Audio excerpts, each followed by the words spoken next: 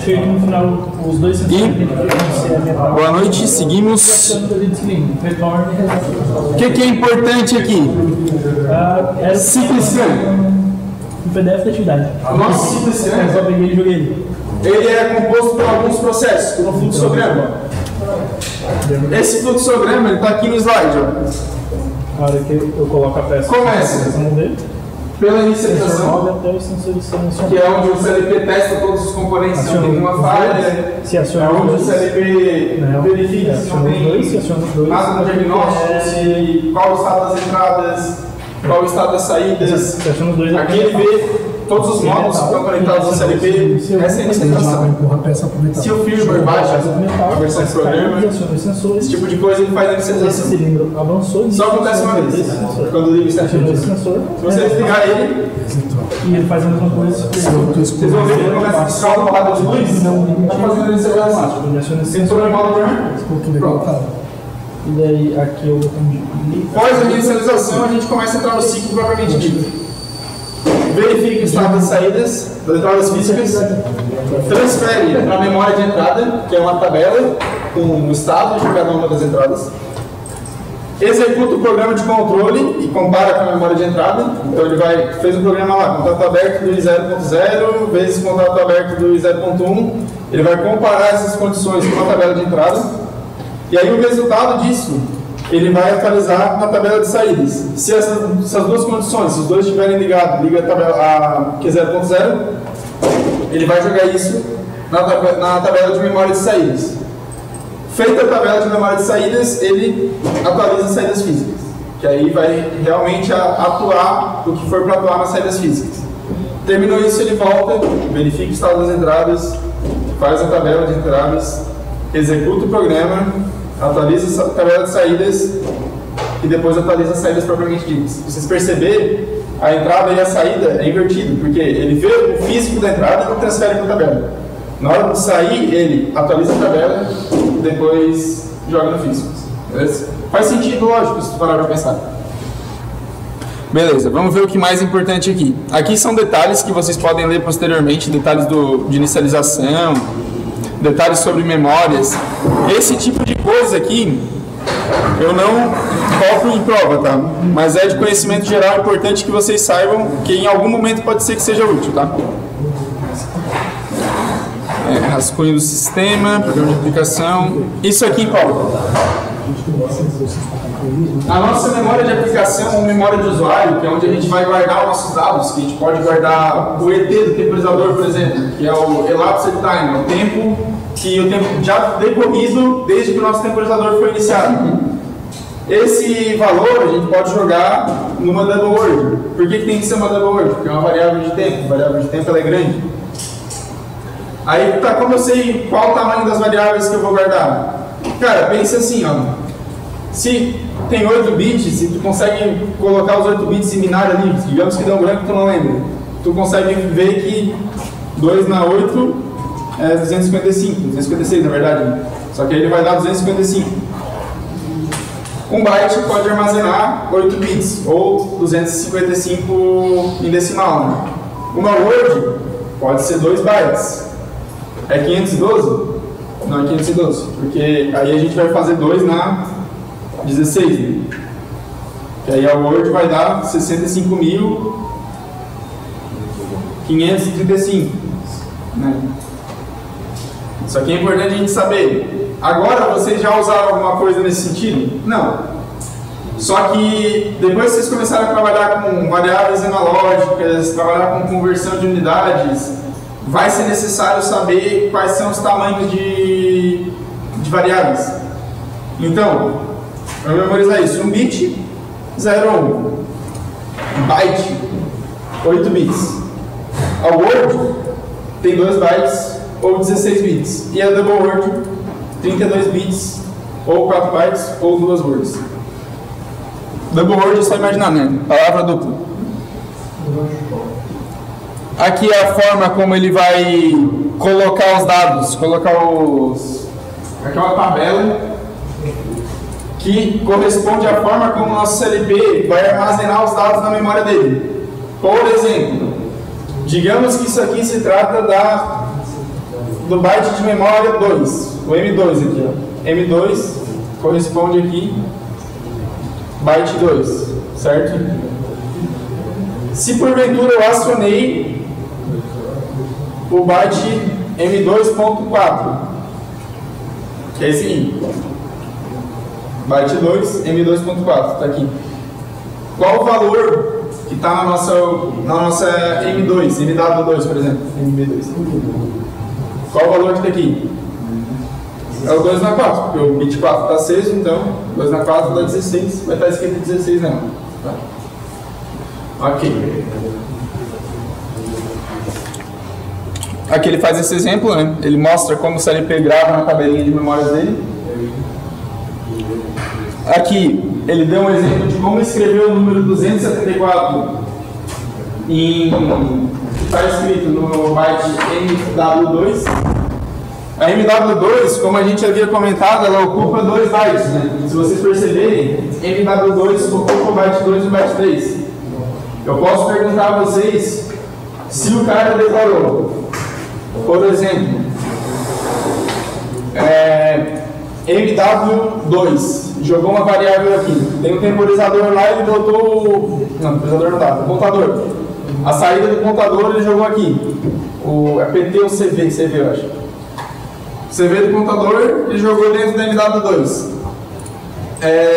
Qual seria o próximo endereço que ele pode usar? Vocês sabem que a Word ocupa 2, né? 2 bytes. Então o próximo endereço que ele pode usar é o MW4. O CV do contador 2, por exemplo, seria MW4. Tá? E se fosse uma double word aqui? Se eu chegasse e quisesse guardar esse dado uma double word, porque vai contar milhões de peças. Botei aqui MD2. Qual é o próximo endereço que eu posso usar? Sendo que a MD2 é uma double word. A double word tem 4 bytes, ou 2 words. O próximo endereço que eu posso usar seria 4 depois desse, MD6. Por quê? Porque, por exemplo, MD0, deixa eu colocar aqui, MD0, ela ocupa o 0, 1, 2, 3, são 4 bytes, né? Ocupa tudo isso aqui, ó. Esse aqui é o MD0. Aqui, a gente tem a MW0. Aqui, a gente tem a MW2, que é 2 ocupa 2 e 3, assim vai sucessivamente. Aí se fosse byte MB0, MB1, MB2, MB3, assim sucessivamente. Por que isso é importante? Porque se eu quisesse armazenar isso aqui na MD4, a forma como o CLP ia usar o byte 2 aqui ia acabar influenciando em como ele usa o 4. Então aqui a gente, por exemplo, se no momento ele escreveu aqui 10, ele vai escrever um valor gigantesco na subsequente, por exemplo. MD4, eu escrevi 10 aqui. Só que o byte mais significativo da MD2 é os dois de baixo aqui. O MB4 e 5.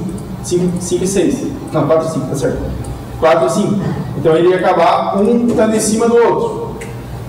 Por exemplo, tem aqui o byte, falando em bytes agora. 0, 1, 2, 3, 4.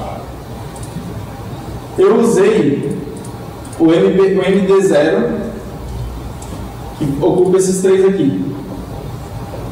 Se eu quiser usar o MD2, ele ocupa parte do coleguinha aqui, ó. Então esses dois eles estão compartilhando. Se eles estão compartilhando, o CLP não vai conseguir identificar o que quer dizer um dado e o que quer dizer o outro. Ele vai sobrescrever daí? Vai sobrescrever, e aí vai ficar um valor que não tem sentido, sabe? Tipo, vai sempre levar 4... Não, vai depender do que está acontecendo. Depende do tamanho. Deixa eu voltar no slide. A double word ocupa 2. A double word ocupa 2 bytes, não, 4 bytes. A word ocupa 2 bytes e o byte ocupa 1 byte. E aí dentro de todos esses caras, então por exemplo assim, Digamos que eu estou fazendo lá um step ladder, que a gente vai ver depois, mas eu estou usando o MW0 para controlar o meu passo. E aí eu estou jogando aqui 0, 1, 2, 3, controlar o passo no meu programa, fluxo, né?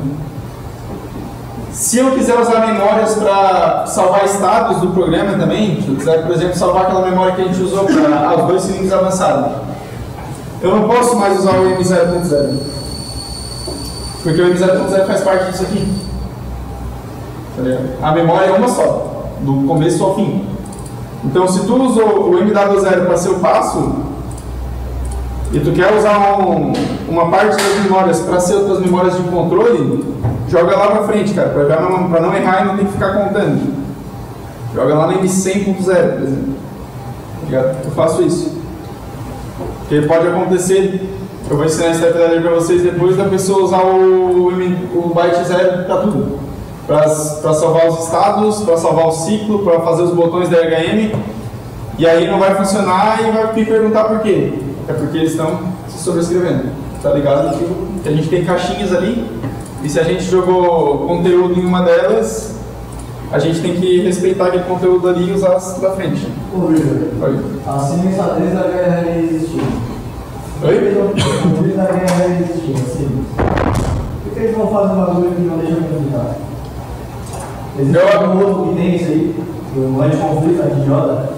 O que eu uso da Shinji, as memórias funcionam no D, é diferente, não é no M, tá ligado? E aí tem o M0, tem o M0.0. Aí consegue conflitar ainda esse querer.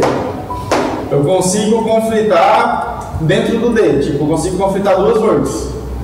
E aí dá umas dicas bem loucas, assim. Eu jogo um dado, por exemplo, qual é a constante de conversão de pulsos para milímetro da máquina, no lugar. Se logo aqui em seguida, botei isso no D0.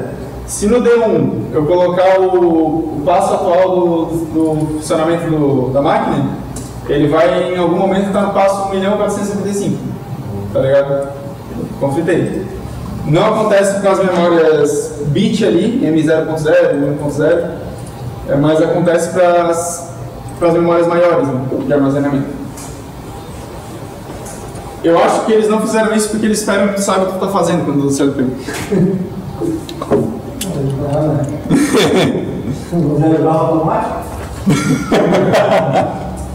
Bom argumento.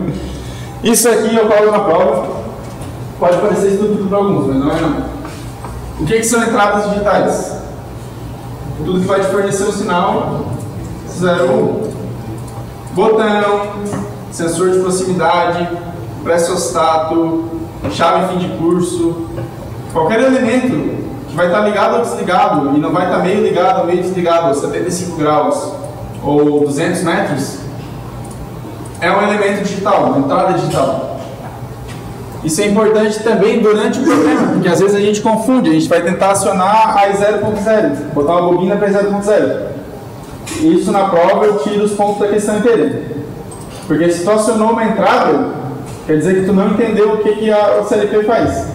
Que é receber o sinal das entradas, trabalhar com eles e depois acionar saídas. Entendeu? Isso que é bem eliminatório, esse tipo de coisa.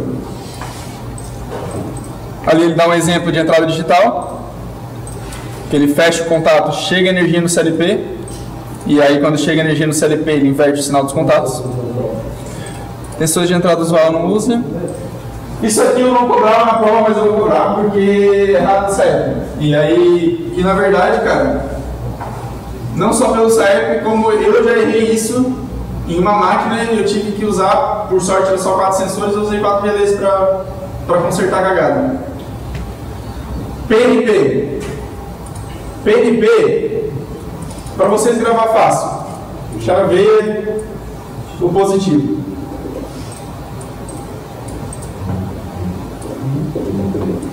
Ou seja, vai passar, o positivo vai passar por um contato e vai chegar na entrada do CLP. Isso é PNP. NPN, chaveio negativo.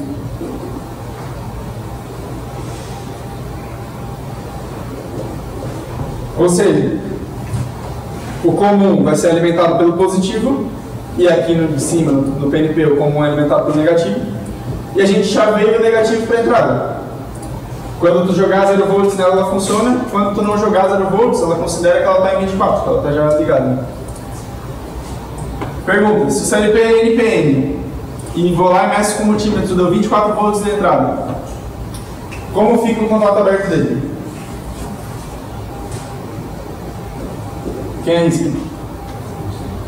CLP é NPN as entradas, botei o multímetro aqui e botei no comum, tem 24 volts. Não botei no comum não, botei no daqui pro 0 e tem 24. Não está chaveado, porque vai estar chaveado quando chegar 0 ali, porque ele é NPN. Ele precisa que chegue 0 na entrada para dar direcional. E aí sim, o meu contato aberto, chaveado. Beleza? Para vocês pensarem, é mais fácil pensar com o PNP. Porque o PNP chegou 24, liga. Ou, liga não, né? Alterna o sinal das entradas. Alterna o estado. Peraí. O NPN, então, ele está em 24 ali. Ele precisa chegar no 0 para chavear isso. É, porque tipo assim, ó, tem um botão aqui ó, que joga 0 volts nele. Quando tu joga 0 volts, quer dizer que tu apertou o botão. E aí quando tu apertou o botão, ele vai comutar a entrada. Vai alterar o estado do sinal. O PNP é o contrário. Ele vai comutar quando chegar 24 volts nele aqui. Ó. Por natureza ele é 0. O PNP. E esse aqui por natureza ele fica em 24. Fica nível alto. Quando tu joga 0 nele, aí sim que ele chaveia. É só o modo como são ligados fisicamente as entradas. Só que o conceito é o mesmo. Botão chegou o sinal, seja 0 ou 24, inverte o estado dos contatos. Beleza?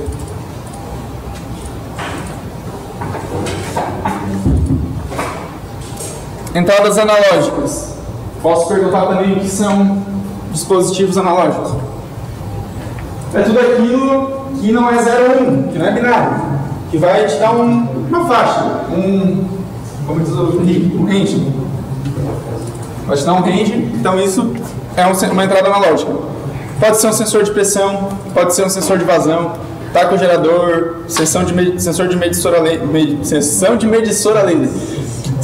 medição a laser, tá? Beleza? Todos esses tipos de sensores analógicos, sensor de temperatura e tudo mais. Aqui a gente tem os exemplos, né? Sensor de nível pode ser uma entrada analógica. Tipo de entrada analógica, sensor típico de entrada analógica, como é que funciona o circuito?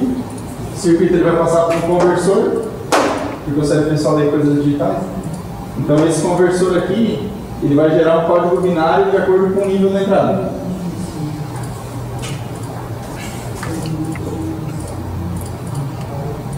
Resolução. Isso aqui é importante. É determinado pelo número de bits. Então, por exemplo, existem resolução de 8 bits, entrada analógica de 8 bits, de 12, de 16, talvez, acho que tem de 14, tá? Cada uma delas vai ter uma determinada sensibilidade. Ou seja, deixa eu ver se eu tenho o gráfico aqui. Quando o CLP está recebendo um sinal analógico, ele tenta reconstruir de forma digital. E aí fica esses quadriculados aqui, ó. Como é um MP3 de baixa qualidade, um som MIDI, né, para quem mexe com música. Quando está em baixa qualidade, quer dizer que esses quadradinhos são maiores. Quando eu começo a colocar maior resolução, eu começo a imitar aqui, ó, quadriculado, só que de forma mais próxima da onda original. Por isso que o vinil é melhor do que o MP3 e qualquer som digital. Porque o vinil ele é literalmente analógico, ele é uma agulha que fica ligando. Enquanto qualquer tipo de som digital que a gente emular vai ser uma reconstrução quadriculada, né, de uma onda que veio real, analógica. Beleza? Então o nosso ouvido ele consegue detectar um chiadinho ali, um negocinho, então a qualidade do vinil fica melhor. Cálculo de resolução de sensibilidade, na verdade, cálculo de sensibilidade da nossa entrada analógica. Na verdade isso aqui é meio lógico, porque é uma regra de 3. Mas, para quem gosta de fórmula, quer gravar a fórmula, sensibilidade é igual a range máximo menos range mínimo dividido pela resolução. E quem é a resolução? Tem que ser em decimal, né? Então como é que a gente calcula? Vai ser 2 elevado ao número de bits menos 1. Por que menos 1? Tem 0. Então aqui deu exemplo. Resolução 12 bits.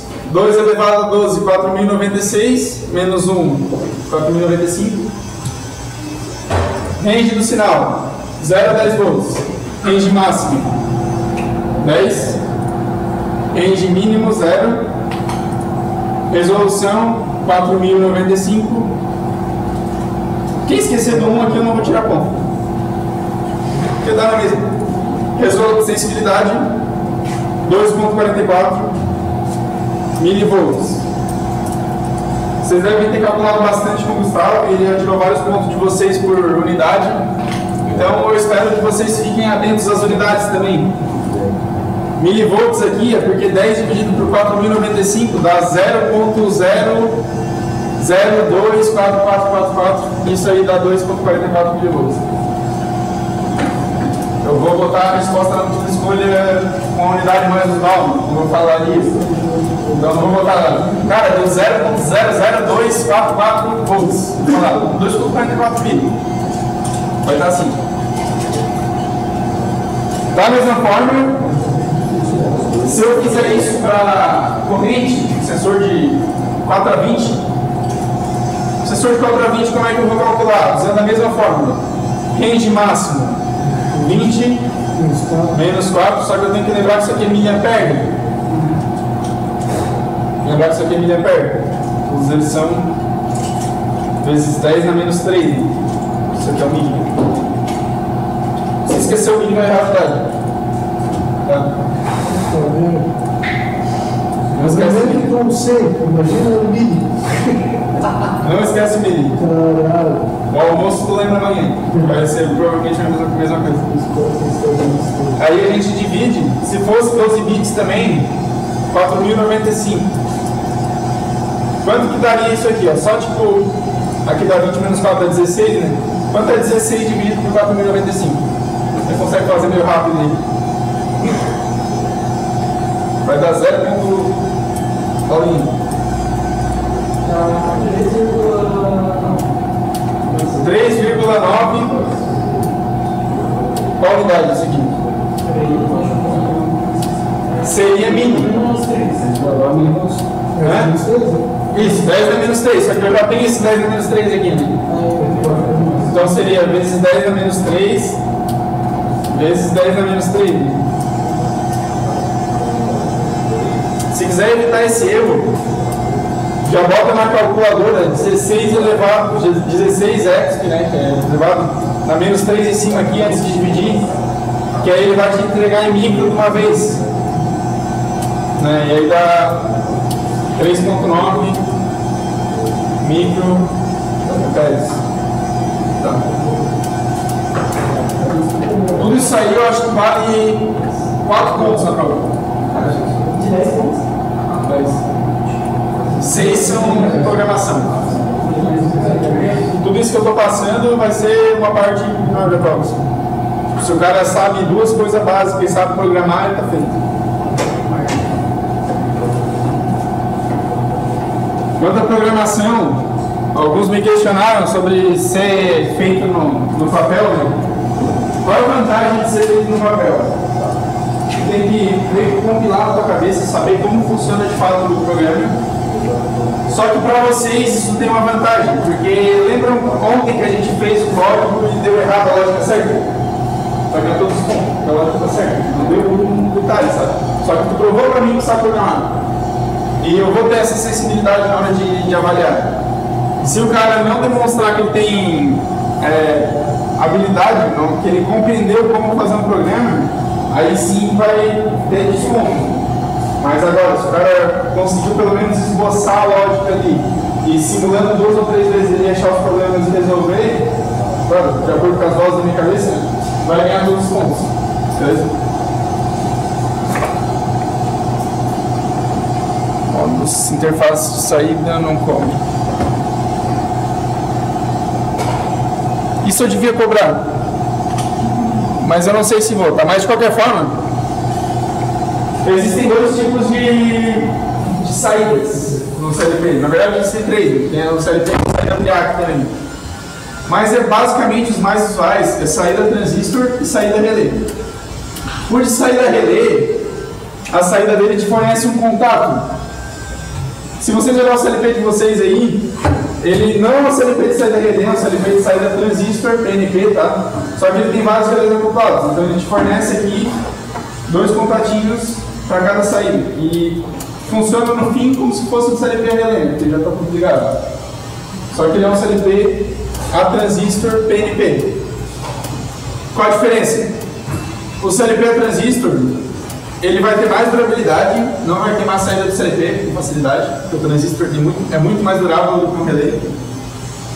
Qual que é a desvantagem? Que vai ter que botar um relé depois para acionar cargas maiores do que uns 40 mA. O CLP diz no manual qual é a corrente máxima que ele pode usar, mas eu consideraria os 40, 20 mA ali. É que sempre aciona uma bobina, um contador ou um relé para fazer os acionamentos dele.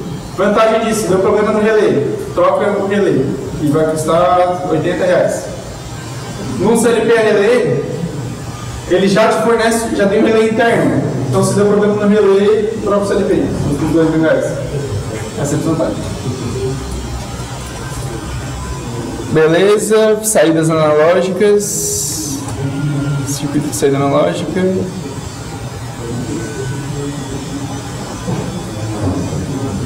Aqui, ó. Aqui a gente tem um sensor, que aí tem um cabo preto dele aqui, ó, ele mostra o contatinho dele, que vem no marrom aqui, que é o positivo, tem o negativo ligado no negativo. Aqui a saída dele, ó, tá ligada na entrada do CLP. A alimentação do CLP vindo aqui na fonte CC alimentando as saídas, e aí aqui relézinho ligado. Isso aqui na verdade é acionamentos, né? Na verdade é acionamento, só que pode ser que caia, por exemplo, aqui,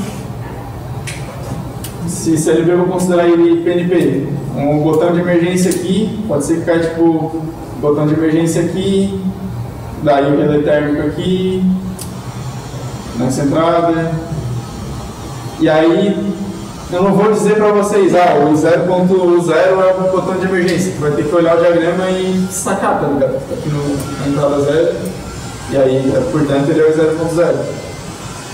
Ou então pode acontecer de eu colocar assim, só o botão, e para que vocês liguem, né? Eu aviso, o CLP é PNP.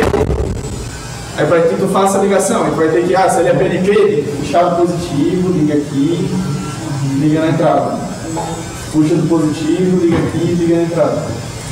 Se o CLP for NPN, aí o cara tem que puxar do negativo. Puxa do negativo, alimenta aqui. Enfim. Isso aí é circuitaria. Ok. São painéis. Próxima apresentação. Da apresentação 1, o importante é isso, tá?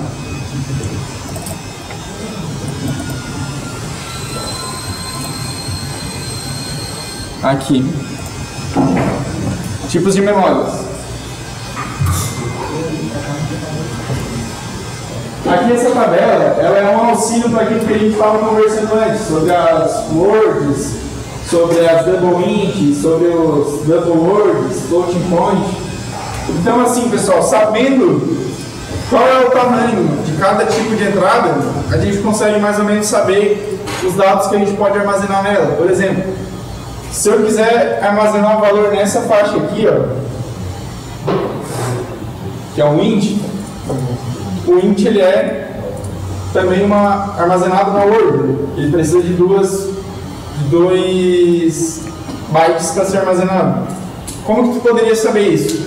Se tu somar essa faixa aqui, ó, 32.768 mais 32.767, tu vai chegar em 65.535, que é o quanto que uma Word pode armazenar, que é 2 a 16, menos 1.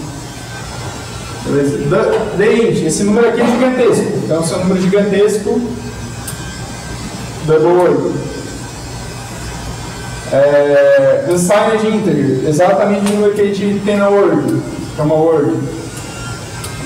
Real. O real é um número enorme, ou minúsculo. Tem das duas faixas. 2 vezes 10 na menos 39, que dá tipo 38 zeros antes da vírgula. E aqui que daria 37 zeros depois da vírgula, que é um monte. Então, é um número muito grande, com certeza vai ser uma the word que a gente vai armazenar. Time, the word também. String, isso aqui depende. Byte, seria um byte mesmo, de word, word. Se vocês quiserem anotar, vou tirar foto disso aí. Short integer, mais simples. Valor de 0 a 255, posso armazenar dentro do byte.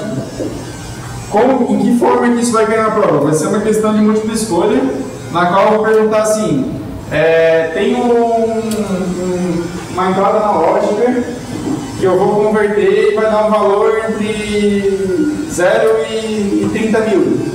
Ou tem uma contagem de peças que vai ser 60 mil peças por dia.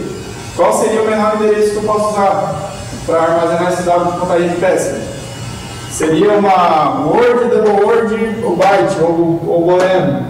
Aí a resposta seria uma word, que é o menor dado que eu posso usar, o menor armazenamento que eu posso usar para guardar um valor entre 0 e 60 mil, por exemplo. Podia ser. Podia ser uma double word, não dá nada, mas eu perguntei qual é o menor. Beleza.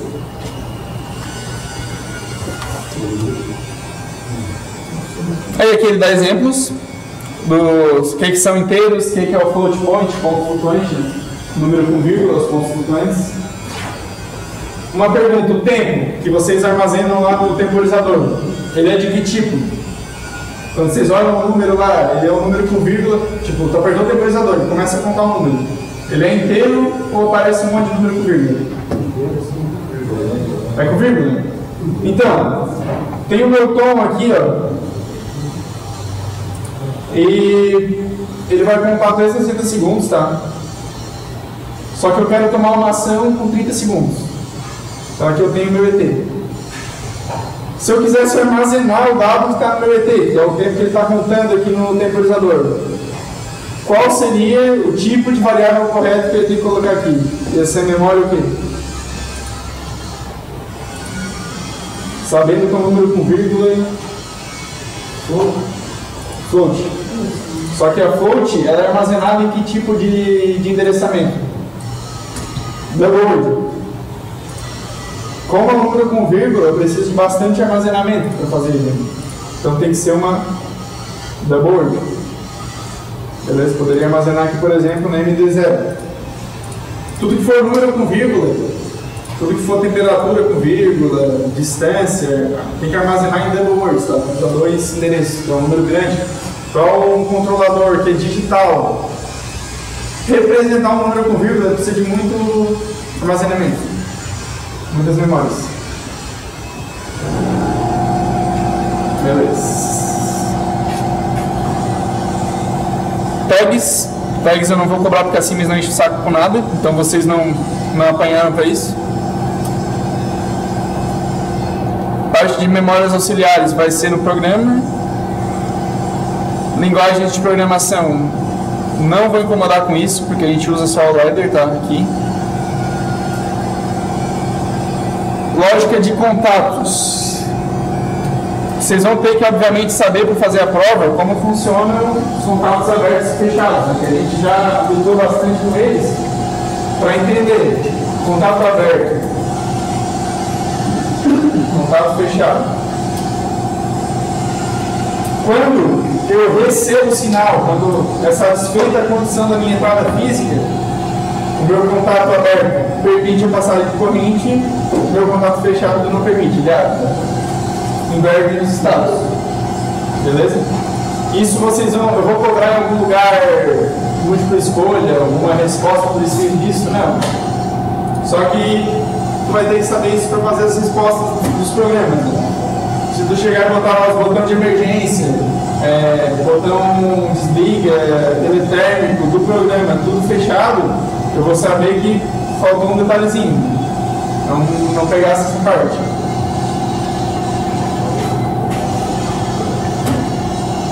Bobina, simbologia normal.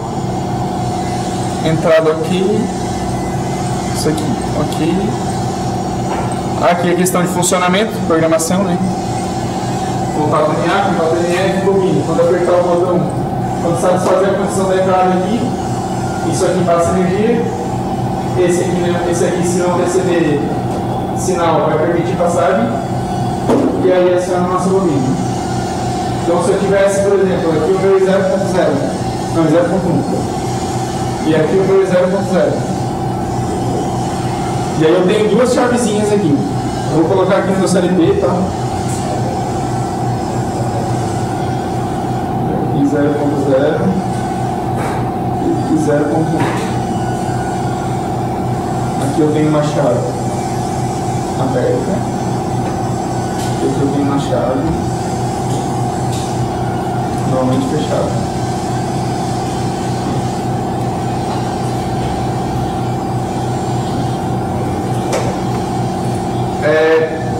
Qual que seria a condição de acionamento da nossa bobina? Qual dos dois botões eu tenho que pressionar para acionar minha bobina? 0? Pressionei ele 0. Passa energia aqui. Esse aqui é normalmente fechado no físico. Está chegando energia aqui. Quando chega energia para o contato NF, ele abre. Então, se eu apertar só o 0, não liga minha bobina. Qual que é a condição para funcionar? É apertar os dois. Porque quando eu aperto os dois, eu corto a energia daqui e se não chega energia no contato NF, ele permite a passagem. Não chega energia no NF, permite a passagem. Está normalmente fechado. Se não chega energia, ele volta para o estado normal dele. Pressionei o NA junto. Como ele normalmente é aberto, ele só vai ligar quando ele receber energia. Então, fechei a chave aqui aberta, recebe energia, passa aqui, pressionando a bobina. Então, os dois pressionados. Se eu soltar esse aqui, estou pressionando os dois, estou pressionando, né? Se eu soltar esse cara, o que acontece? Ele abre e desliga a bobina. Vai ter uma questão dessa, certeza.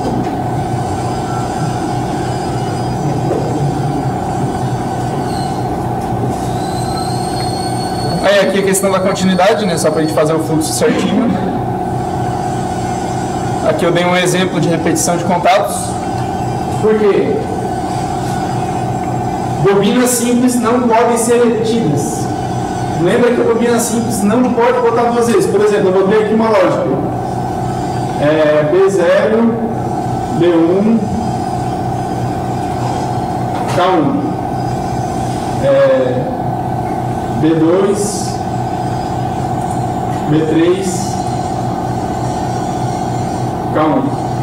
Isso aqui não tem como, não funciona. Por que não funciona? Porque cria uma dualidade. Se essas duas condições são verdadeiras e é para ligar K1, o K1 deveria ligar, certo? Certo. Só que e se essa condição for falsa? Ele tem que ficar ligado ou desligado? Não dá para saber. Então, cria uma indeterminação, o código nem funciona se tiver as duas bobinas simples juntas, tá? Agora, set aqui, reset aqui. Posso. Quero usar 5 vezes esse set ao longo do programa, tá? 5 condições diferentes. Posso. Quero resetar esse contato em trocentas condições diferentes. Pode. Set reset, uso indefinido, quantas vezes quiser. Bobina simples, só uma vez.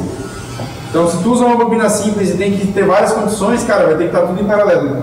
Por isso que não é muito bom usar elas para códigos mais complexos. Nesse caso aqui, ele não cria dualidade. Porque se os dois forem verdade, as duas condições aqui forem satisfeitas, ele reseta, não tem resetado. Agora, só essa condição é verdadeira, ele desliga. Só essa condição é verdadeira, liga. Pergunta, se eu der Imagina que isso aqui são dois botões NA. Eu fui lá e cliquei os dois. Ele liga o meu K1, certo? Soltei os dois botões. O que acontece com o meu K1? Não, continua ligado. A bobina 7, ela vira 1 e fica. Liga e fica. A bobina reset, ela torna 0 e mantém 0 até que o 7 torne ligar o teu contato, tá? Aqui, não sei se vai cair isso, mas é importante vocês saberem. Caso fosse para transformar um esquema de acionamentos, né, para ladder, como a gente poderia fazer? Ele fica da seguinte maneira. Aqui ele fez a lista de tags. Pode ficar tanto assim quanto assim. Aqui as condições para ligar o 00. E 2 e 3, ou e 0 ou e 1. Vamos ver como é que estava lá.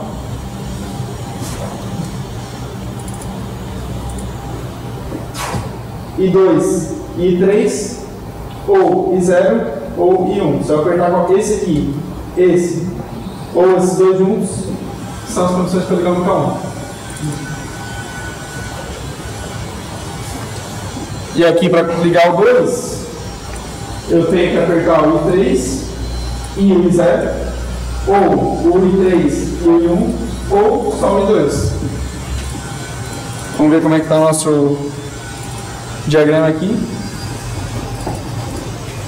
Ou só o I2, ou o I1 e o I3, ou o I0 e o I3. Vou apertar dois aqui para acionar. Só uma conversão. E por que é possível fazer isso aqui? Porque no ladder tu não precisa ficar ligando tudo uma coisa na outra. Todos os contatos têm que estar entrelaçados para passar energia de um para o outro. No ladder tu pode repetir quantas vezes tu quiser. Por exemplo aqui o I3, ó. Tu pode repetir ele várias vezes. Os contatos, que são aqui as chaves, tu pode repetir elas indefinidas vezes. Indefinidas vezes. Quantas vezes forem necessárias para a tua lógica, tá? Então a gente pode criar o mesmo diagrama de forma mais clara de visualizar, né? Porque lá tem entrelaçamento de contatos, claro que é simples, né? Só que o cara tem que ficar imaginando de onde está vindo a energia pelo fio. Agora aqui a gente pode interpretar como condições, né? Ou I2 e I3, ou I0 ou I1, ou I0 e 3, ou I1 e 3, ou só I2. Tem essa forma de fazer a leitura e essa forma de pensar também para vocês criarem os próprios códigos. Aqui, pulso positivo e pulso negativo. Esses contatos aqui, pulso positivo, pulso negativo, são usados para quando a gente vai passar na frente de um sensor, por exemplo, e quer que conte só uma vez, ou quer que execute uma atividade só uma vez. Esses contatos eles vão funcionar. Aqui vai ser a condição de funcionamento dele, né? Por exemplo, 0.0 e 0.1. Só que ele pede uma memóriazinha para trabalhar. É uma memória necessária ao funcionamento dele. Tá? E aí ele pede, aqui no caso, um para cada um. Tá? Um para cada um dos contatos. O que são esses contatos aqui? São detectores de borda. Detector de borda de subida, que pode ser representado dessas duas formas, ou detector de borda de descida. O que é uma borda? Digamos que eu estou monitorando aqui a tensão em um botão. O meu botão está chegando sinal o tempo todo. Eventualmente ele desliga, para de chegar sinal. Isso aqui é chamado borda de descida. Então, quando isso aqui acontecer, o contato N vai dar um pulso. Se fosse invertido, borda de subida, o nosso contato P ia atuar, né? Uma vez só. Só uma vez infinitesimal, assim, só ia dar um estralo, dar um pulso, e logo em seguida já pararia de mandar sinal. Professor, então esse detector de borda é como se fosse um contator do lado do botão para Não, ele não fica ligado para sempre, ele só liga por um momento. Por exemplo, eu apertei o botão e segurei. O comportamento do contato aberto seria ficar mandando energia o tempo todo. Né? Quando eu pulso, eu apertei o botão e segurei, só que ele ligou por um momento, na hora que eu apertei ele ligou, e depois ele parou de mandar energia. Aí o N? O N é o seguinte, eu apertei o botão, ele não faz nada. Soltei o botão, ele dá um pulso. Era só uma porta, só um pulso. Mesmo que ele é o análogo do contato fechado. Né? Se fosse o contato fechado, eu estou com o botão solto, ele está mandando energia o tempo todo. Botão solto, mandando energia o tempo todo. Aí na hora que eu apertar, ele vai parar de mandar energia. Se eu uso um N, ele só vai acionar o que tiver para cá quando eu soltar o botão. Parar de chegar sinal. Detector de borda e decide.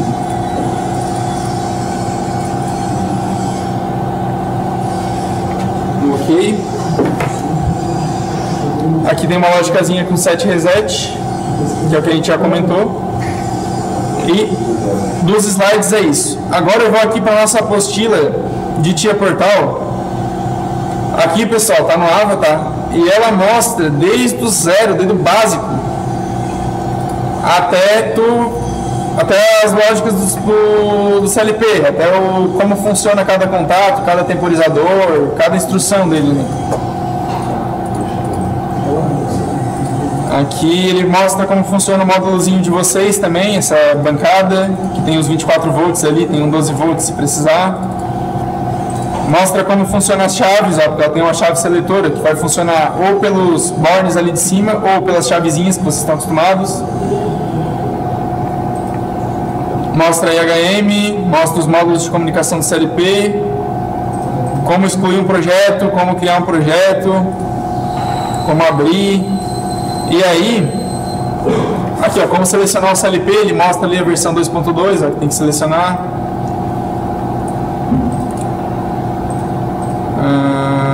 Agora o que eu queria mostrar daqui, ele mostra como detectar o CLP também, ó, como dar o detect. Aqui é um passo a passo do zero até tu conseguir criar o programa. Mais pra frente, aqui na apostila, ele vai ter as operações básicas. Então ele te explica aqui, ele só te diz, né?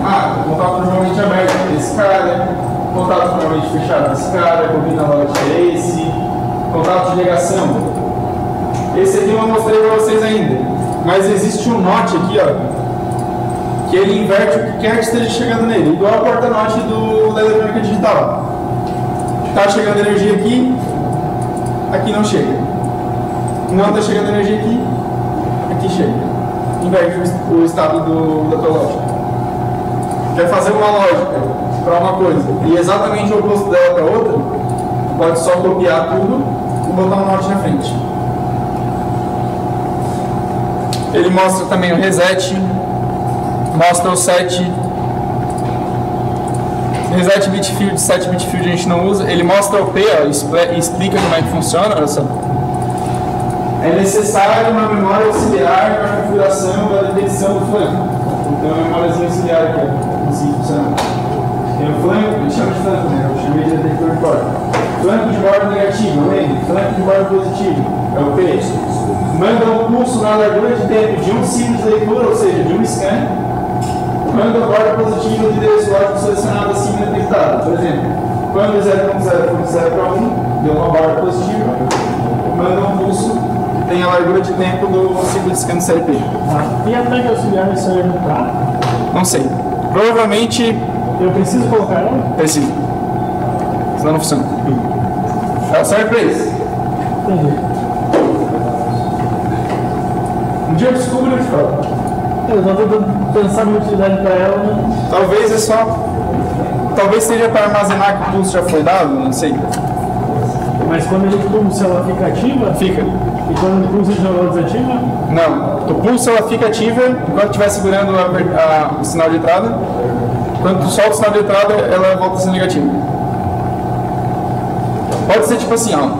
Tu apertou o botão e ele pulsou. E aí ela fica verdadeira, dizendo que já foi executada a tarefa. Mas quando solta o botão, ela volta. Volta zero.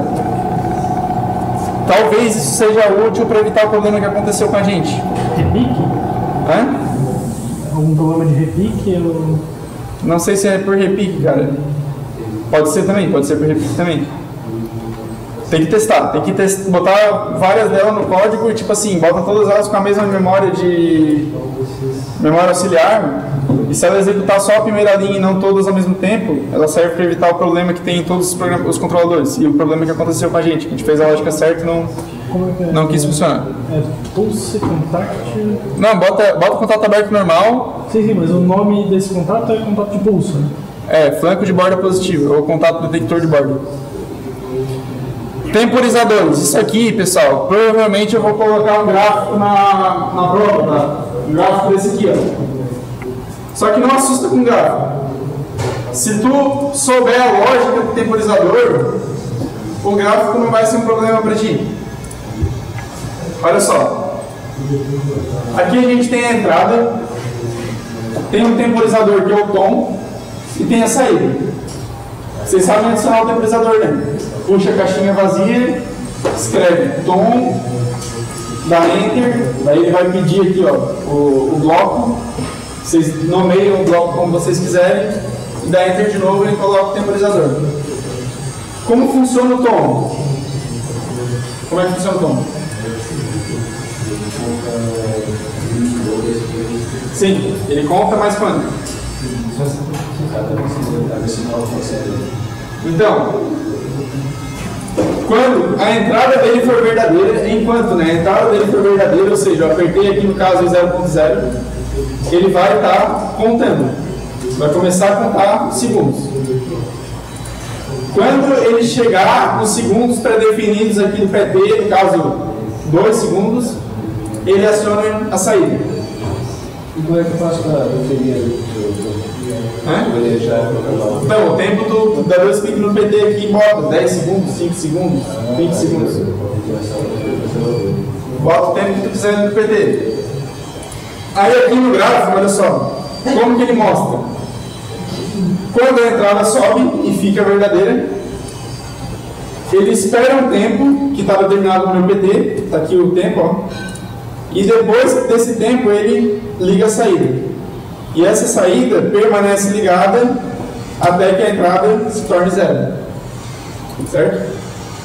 Agora, se eu dou só um pulso nele, eu dou um clique nele aqui, ó, só que insuficiente, não suficiente para ele chegar no tempo PT. Olha só, a entrada se tornou verdadeira, ele começou a contar, só que a entrada se tornou falsa, então ele parou de contar. Ele não aciona a saída. Ele só vai acionar a saída se a entrada permanecer verdadeira por mais tempo, por um tempo igual ou maior do que o PT. Então, basicamente, traduzindo isso, apertei, ele vai esperar o tempo pré-definido, depois do tempo pré-definido ele liga. Se eu tirar a energia dele, ele desliga a saída. Apertei, não deu o tempo pré-definido, ele não faz nada na saída. Soltei, ele reseta. Apertei, começa a contar. Dando o tempo pré-definido, liga a saída. Esse é o conto. Conseguiram compreender o gráfico?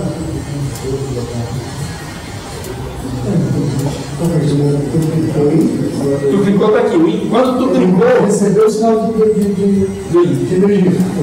Tá, beleza. Aí você vai esperar o tempo que eu determinar para poder acionar a minha saída. Isso. E a saída continua verdadeira até que tu solte a entrada. Só que se eu não der a quantidade de tempo necessário para essa saída, acionar, não vai fazer nada. Isso. Então o gráfico vai ser no meio? Não, todos os gráficos são corretos. É que aqui é o gráfico do I, aqui é o gráfico do Q e aqui é o gráfico do PT. Ó.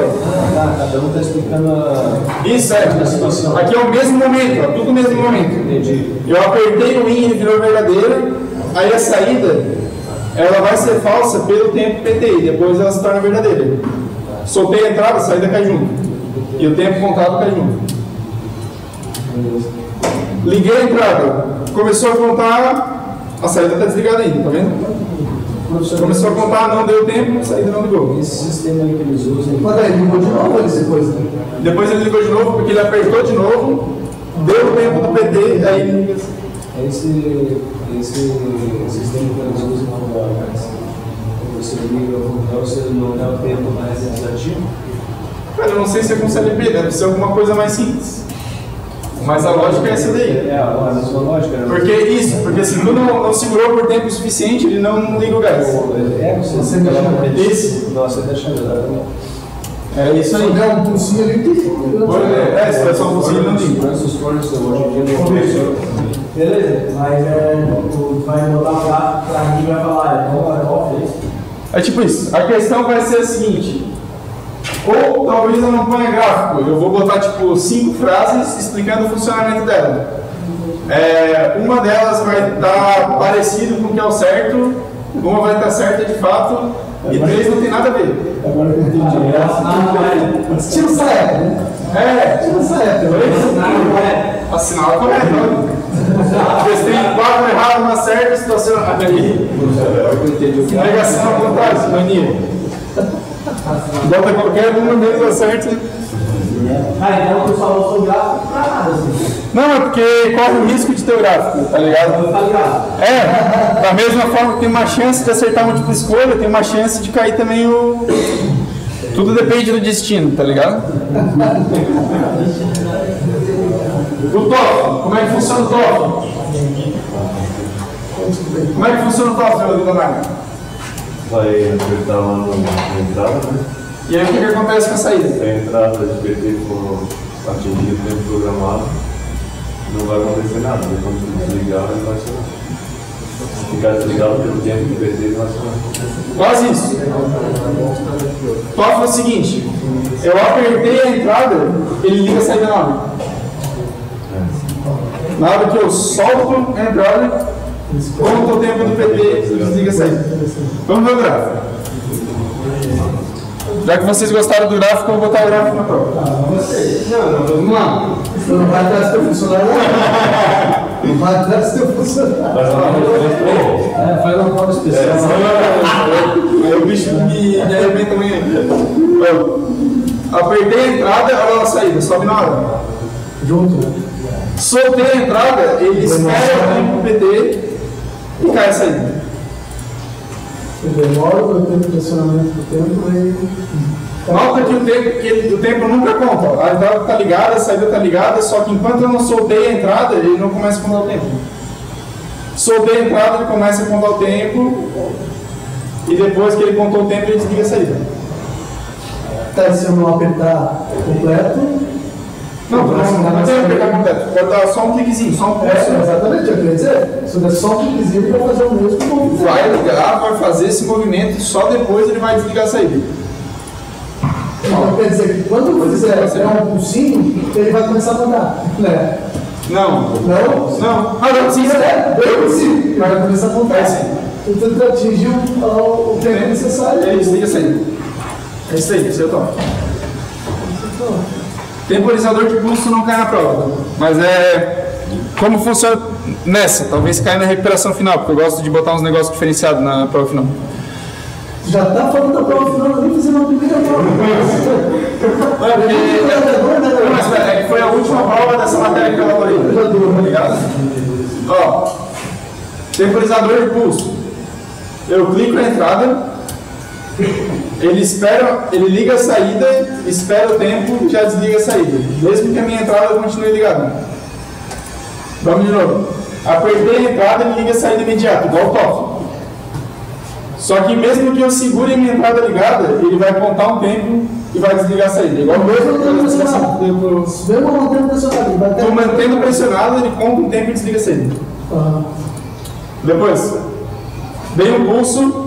Ó, dei só um pulso nele. Se der só um pulso nele, ele liga a saída. Espera o tempo e desliga. Então ele sempre vai ligar a saída pelo tempo predeterminado. Independente se eu segurar apertado, Isso. um toque.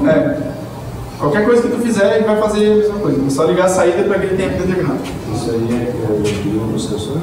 Né? Esse é o que a gente coloca no sensor, quando passa na coisa, o sensor vai ativar? Depende da aplicação. Eu não quero, ele vai ativar, vai ficar ativado. Tipo, por exemplo, vai desligar. Se eu quero que quando passou a pessoa na rampa da empilhadeira lá, ele acione uma sirene por 10 segundos. Mesmo que a pessoa esteja ali na frente ainda. Ela passando, o corpo entra na frente, vai durar só 10 segundos lá, tá ligado? Fez o reflexo. Se ela sair fora, beleza. Se ela sair fora e voltar, o dela voltar na terceira vai pegar a posição. sirene e ficar pegando depois dele. Eu não costumo colocar isso na prova. Continua assim. Ó, contadores. Contadores talvez seja útil nas programações, tá?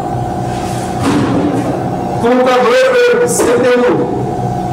Contador crescente. Conta crescentemente a cada flanco de impulso positivo, ou seja, cada vez que ele receber um pulso aqui positivo, cada vez que ele receber uma borda positiva, ele conta mais um. Recebeu uma borda, um, recebeu outro, 2, 3, 4, 5. Quando ele chegar no PV, que é o PV aqui, que no caso está 5, ele aciona a saída. Continua contando. Continua contando. Até 99 milhões. Essa saída vai continuar. Vai continuar ligada. Quando que a minha saída desliga? Quando o valor de contagem, que aqui ele colocou o CV, né, for menor do que 5. E como que eu faço isso? Resetando ele. Aqui está o 0.1 ligado no reset dele. Quando ele receber o pulso aqui, vai virar 0 a contagem e desliga a saída. Esse é o contador up. Quando tu vai dar pulso aqui no count up, no CU, ele vai começar a contar. Quando ele chegar no valor do PV, ele liga a saída. Se não acertar, ele não liga. Nunca. CTD. Contador, se o up é para cima, o down é para baixo. CTD funciona diferente. Ele inicia em 0, tá? E o nosso PV, que é o valor predeterminado, ele vai para a contagem na hora que a gente apertar o LD aqui. Ó. Isso aqui é como se fosse o reset dele. Aqui está o 0.1, tá? Se eu der um pulso em 0.1, ele se torna 10. Tá? Se torna 10. Aí, depois ele vai contar, só que aí ele conta decrescente, é CD. Mas, por que ele se torna 10 como você pela PV era assim? Ah tá, se torna 5, desculpa. Se torna 5. Ah, tá. Não. Eu já estou dizendo o total do 10 tá? É porque eu sempre coloco o número redondo, tipo 10, 20, 30. Beleza, foi viagem na minha cabeça. Apertei o 0.1 aqui, ele vira 5 aqui. Depois de 5 pulsos aqui no E1, ele liga a saída. Ele só liga a saída quando for 0. A contagem. Quando isso é útil? Quando, por exemplo, eu boto um botão aqui e eu quero que passe, que encha 5 garrafinhas d'água. Daí eu aperto o meu botão e fica lá 5. Aí na hora que o meu processo ligar e passar 5 garrafinhas d'água, ele aciona uma sirene dizendo que o sistema está pronto para atuar de novo. Aperta o botão, ele desliga a saída, espera 5 garrafinhas, quando terminou as garrafinhas, liga a saída. Útil para esse tipo de coisa. CDD, contador decrescente. CDD. E aí a gente tem um contador que é bom para, por exemplo, no estacionamento, que é o CTUD. O CTUD é o contador up e down.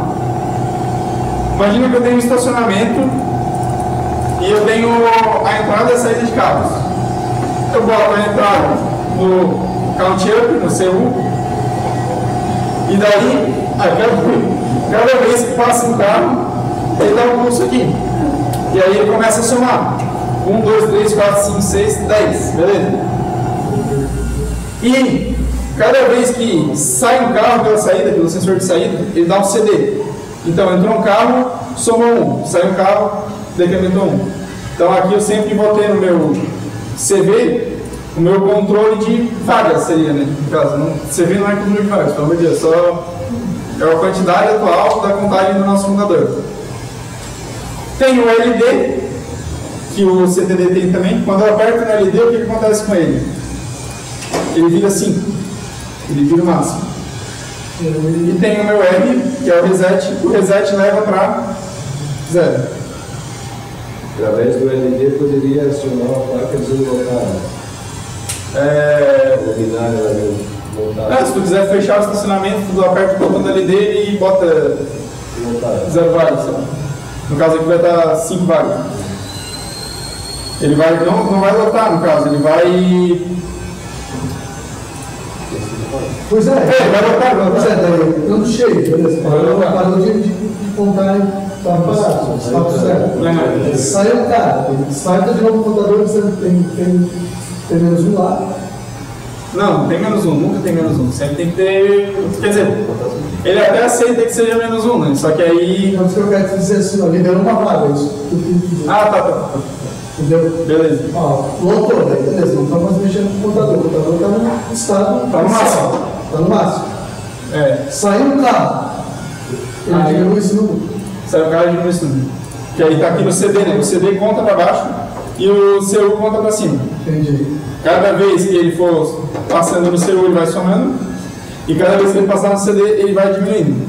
Daí entendi. O reset é na saída, daí, na saída do estacionamento, para armazenar no CD. Saiu, daí. O reset, 0 contador. E o LD maximiza ele, joga no máximo. O QU é a saída up. Ou seja, quando ele chegar em 5, quando ele chegar no máximo, ele aciona a saída. O QD é a saída decrescente, saída down. Quando ele chegar em 0, ele aciona o QD. É a junção dos dois, do up e do down. Ele compartilha a mesma variável de controle. O que a gente viu em aula era isso, tá? A gente não chegou no Move ainda. Depois eu ensino o Move para vocês. De gravação é isso aí, pessoal. Podem. Agora eu vou ficar aberto e tirar dúvidas. Vamos dar as programações de vocês e vão praticando aí. Seguindo, tem 2 listas no aula, tá?